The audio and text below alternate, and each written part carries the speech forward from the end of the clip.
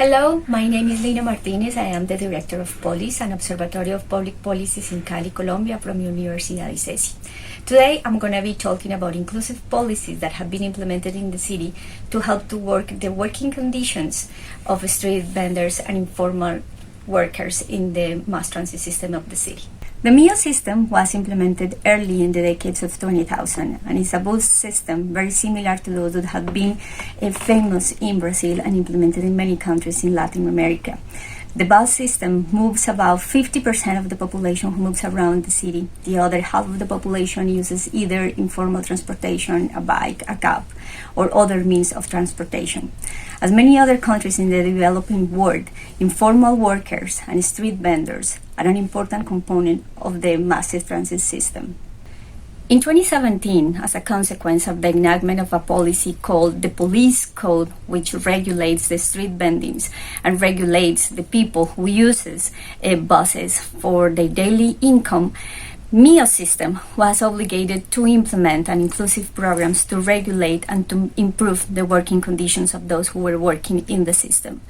At the beginning of the policy, the first step was to count the people who was in the system, and that counting about 1,000 informal workers were spotted in the system.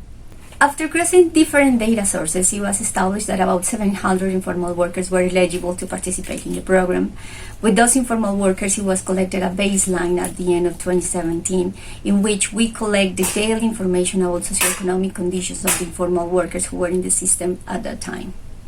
Program participation was voluntary, and the first step in this program implementation was to give all informal workers a vest and an ID that allowed them to work in the bus system.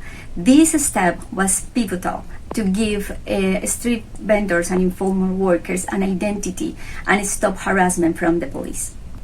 The program was officially launched in May 2018. Program participation was not mandatory. Those informal workers who want to participate, they could do it. All of them were eligible. The 700 the first were identified with the process of data sources, and they were given the option to participate in 3 different programs. The first one was work training. The second one was a cultural strategy for those who uses cultural services like singing, dancing, or those kind of activities in the system.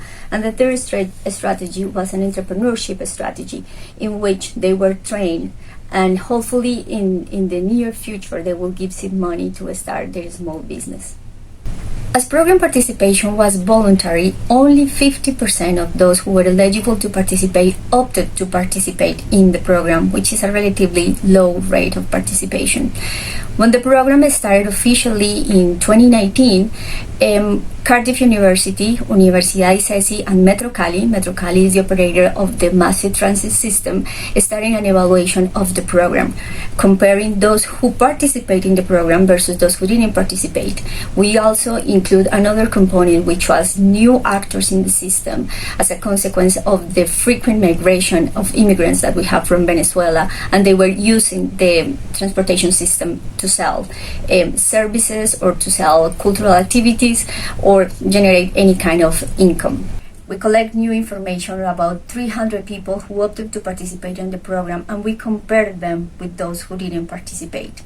The first thing that we found is the people who opted to participate in the program are, generally speaking, more vulnerable. There are more women, more people with disabilities, people with larger indebtedness from daily loans, which are called gota gota in Colombia. So those who participated in the program are, in general, more vulnerable than those who didn't participate. We have a selection bias in this information, but we also understand that the people opted to participate in the program because they might feel the higher rates of harassment. The main results of the evaluation are pretty much divided in 4 areas. The first one is income, profit, and the impacts that immigration from Venezuela has. The second is welfare system participation. The third one is financial inclusion. And the fourth component in which we find relevant results is in participation and association and opening a platform for a dialogue with the government. In terms of income and sales, we find that those who participate in the program, generally speaking, they sell less monthly, but they have higher profits. This is probably due because of the areas in which they were located after the program implementation. Those who didn't participate in the program report higher sales, but the profit is lower. Both non-participants and participants, they report that the entrance of new actors like immigrants from Venezuela, they have reduced the sales comparing in the past year. This has created conflicts, internal conflicts between the informal workers in the system, but it hasn't escalated yet. One of the main results of this evaluation is welfare participation. The national government has different programs offered to the poor people.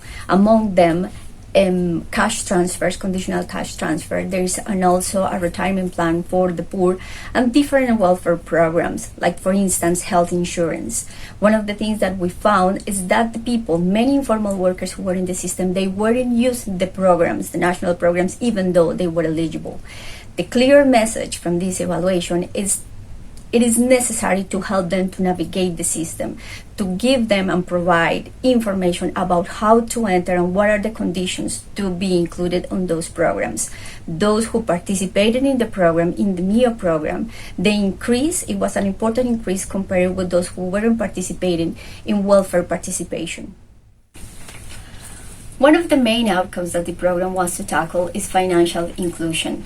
Street vendors in Cali, they don't have access to regulated credit. Since there is no access for them to regulated credit, what they use is payday loans. Locally, they are called gota gota, and they charge us about 20% of interest monthly. This is one of the major impediments of street vendors to overcome poverty, even though they make a relatively high income, is about 20% above the minimum wage monthly. They are not able to capitalize or to buy durable goods because they are in huge indebtedness. One of the main results of the evaluation that we found is that informal workers, they have to allocate about 20% of their daily gains to allocate the money to pay for payday loans. This is a huge amount of money.